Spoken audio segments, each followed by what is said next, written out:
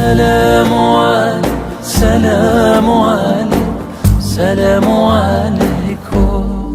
Sabina, forgive me for my unclarity, this is a rather spontaneous question. I have a friend, she's an atheist, and on our endless debates on the existence of God and all that we talk about, she has two claims, she makes two claims. When I pose her with the question of what the Quran says in terms of the existence of the universe and the world and how it states many facts, she turns around and she says, well, that knowledge was not just for the Quran, it actually existed before the Quran. There's scriptures, there is books before the Quran was even written, detailing information about the universe. So it's not just this knowledge that is superior to the Quran. What do I say back to that? Is she lying? Do scriptures exist? I mean, I have ignorance myself, but, you know, is this knowledge, like, was this available before the Quran was written? And secondly, another claim she makes is that I give the analogy of, you know, you have something in creation, who knows it? You know, the Creator will know about everything about it.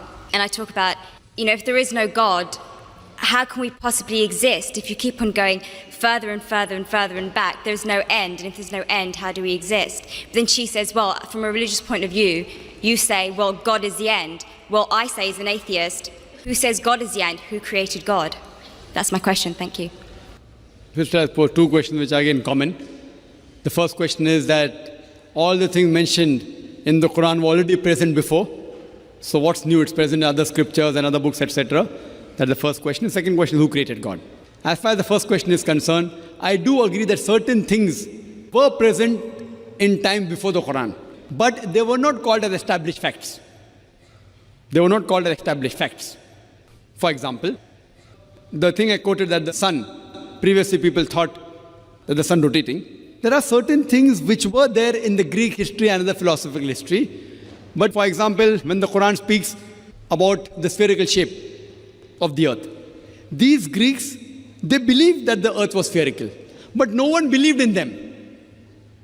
So certain facts, not all, a small percentage, what the science has come to know today and what Quran mentions, were told by people previously, but they failed to realize that the same Greeks mentioned 100 other things which were unscientific. The same Greek even mentioned that the earth was center of the universe, which is totally wrong. So imagine if 100 points are mentioned and Muhammad Sallallahu Alaihi Wasallam picks up one which is correct. That's also not possible. So I do agree with you, sister, that certain things were mentioned before science established as a fact today. But these things weren't established that time. And to say that out of the 100 false things they mentioned, if one thing is right, to pick up the one correct thing is again also not possible. Once it's possible, but not thousands of times, sister. Because only a person who is, even a scientist cannot do that. Only the Creator himself can do, and that's Allah subhanahu wa ta'ala. So I do agree with you, but that portion which has been mentioned earlier in earlier scriptures and other philosophical books is a small portion, but that too, along with that portion, there are other things which aren't scientific mixed with that. Coming to the second part of the question, that who created God?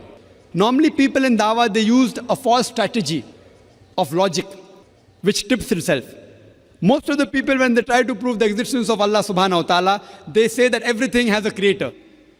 For example, who created this book? How did the book come into existence? Somebody created it. Who created it? And they go back. Where did you come into existence? Who created you? Your father. Who created your father? The grandfather. And then goes to God.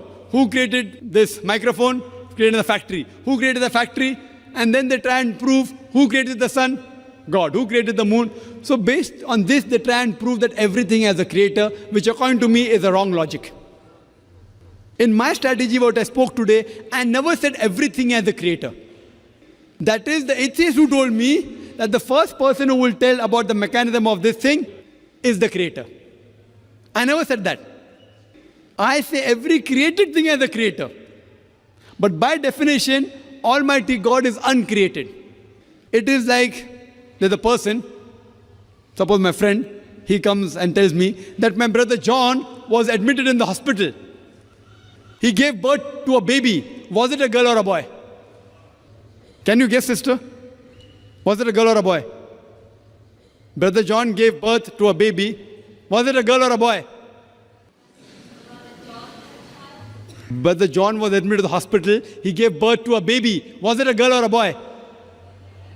Can you guess? You can't guess. Can anyone guess? How can a man have a baby? So to ask the question, he gave birth to a baby, whether a girl or a boy, is illogical. The same thing, the definition of Allah is uncreated.